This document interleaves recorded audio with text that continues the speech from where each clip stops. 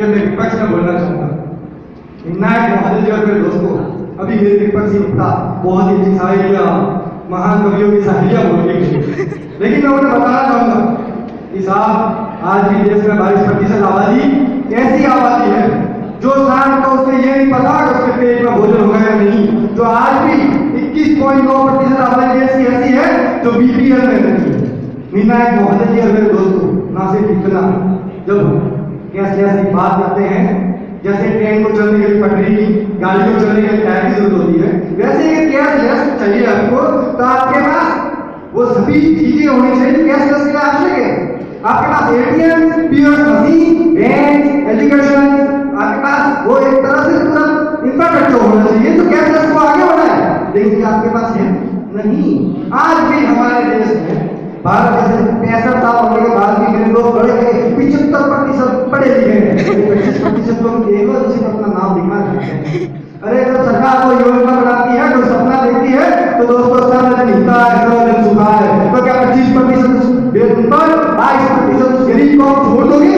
क्या उस पर्टिकुलर समाज को, उन पर्टिकुलर स्टेट जिसके आपने बात की कि विकसित हमारे महाराष्ट्र, केरल, लेकिन क्या आप भूल गए कि असम में भी असम है, बिहार है, जम्मू कश्मीर है, राजस्थान है, जहां पर आज भी है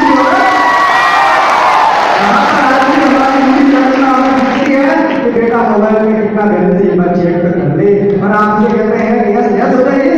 मैं सोचता हूँ मेरा हाथ तक लगता है भारत देश में दोस्तों मेरे विपक्षी वक्ता कहते लेस गैस हम मान लेते, लेकिन गैस कैसे होगा जिस देश में आज भी 3.2 मिलियन एटीएम के डाटा चाइनीज हैकर चोरी करके ले जाते हैं। सोचिए उस गरीब परिवार का क्या होगा तो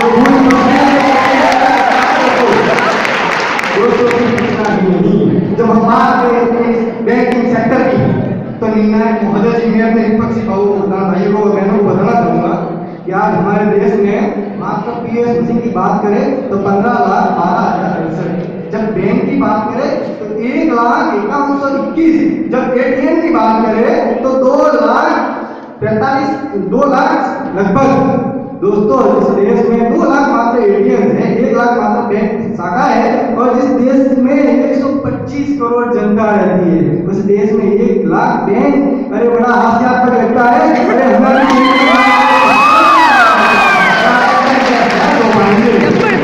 दोस्तों एक बात तो बड़ी अजीब लगती है, अरे जिस देश में आज भी अमिताभ बच्चन को छोटे बच्चन के साथ आगे ये बताना पड़ता है देश की जनता को कि शौच कहाँ पे करना है, उस देश में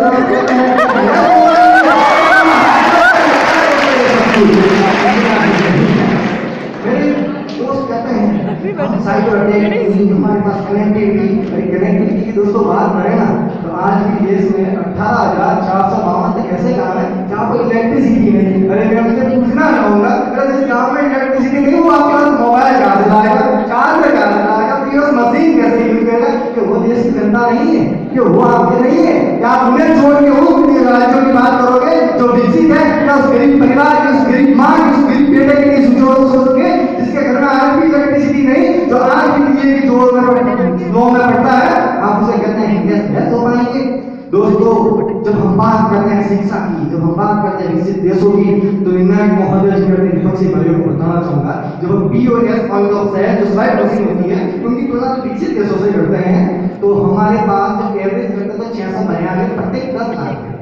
जब हम ब्राजील की बात करते हैं तो 36,000, कहाँ 692, और वो भी नहीं सोचता, वो ब्राजील भी नहीं सोचता कि कैश हो पाएगा, क्योंकि कैश की जरूरत हर किसी को होती है। क्या हम ये सोचते हैं कि ऑटो से उतरे भाजी वाले को, दूध वाले को कहे कि बेटा पेटीएम ऑन कर, फिर बैंक खाता नंबर दबा, आईआरएससी कोड बता, एमएमए कोड बता, बेचारा वो गरीब तो पढ़ा लिखा भी नहीं, आपके bank account number, MMA code, IRSC कैसे जान पाएगा? उसे आप कैसे कैशलेस सिखाओगे ये बताइए मुझे। अगर आप कैसे हम देश की जो सरकार है अच्छी सोच है, हम मानते हैं अच्छी सोच है, लेकिन भरोसा तो किया था, कहते हैं भरोसा रखो, उम्मीद रखो, हर संभव है। ये संभव था, हमने सोचा था कि नोटबंदी पर भी काला धन आएगा, लेकिन आया दोस्तों नहीं आया।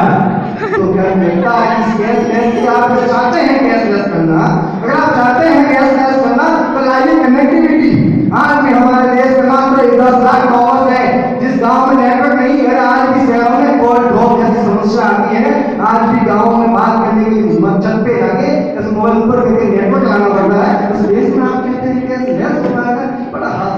जनता इसको सोच रही है। दोस्तों, मेरे मित्र से लोग बहुत सारी शायरियाँ भी सुनाएंगे, लेकिन मैं कहना चाहता हूँ उस गरीब परिवार का, उस गरीब दूध वाले का, उस गरीब लोरी वाले का, उस गरीब माँ सब्जी वाले का उन शायरियों से पेट नहीं भरेगा। अगर आपको कुछ करना है तो गरीबी के खिलाफ कुछ करिए, एजुकेशन लाइए, नेकनेक्टिविटी लाइए, साइबर सिक्योरिटी कीजिए, एटीएम बैंक